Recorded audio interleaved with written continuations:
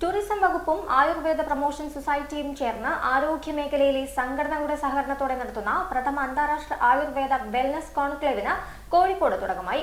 Conclave മന്ത്രി P M Muhammad Riyas ഉദ്ഘാടനം ചെയ്തു.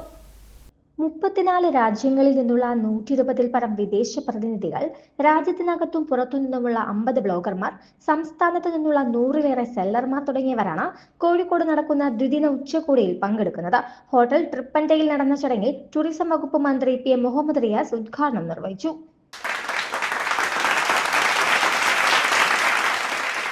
Ayurveda and wellness as a credible, ethical and globally relevant health ecosystem.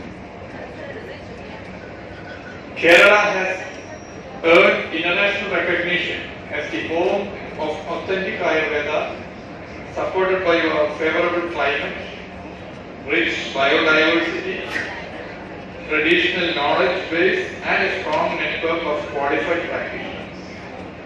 Mayor O Sadasivan അധ്യക്ഷനായി.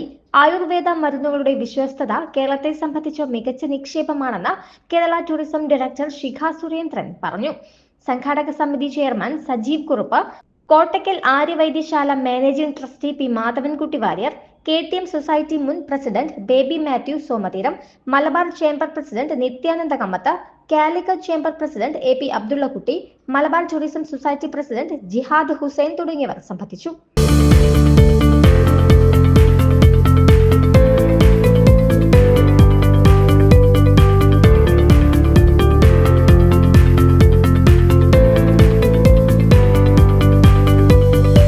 പ്രമുഖ tourism വ്യവസായികളായ ജോസ് ഡൊമനിക്, ധനഞ്ജയൻ കെ മച്ചിങ്കൽ, KV രമേശ്, പോളി മാത്യു സോമതീരം എന്നിവർക്ക് ആയുർവേദ ടൂറിസത്തിലെ സംഭാവനകൾക്ക് ആജീവനാന്ത പുരസ്കാരം സമ്മാനിച്ചു. ACV news, Kozhikode.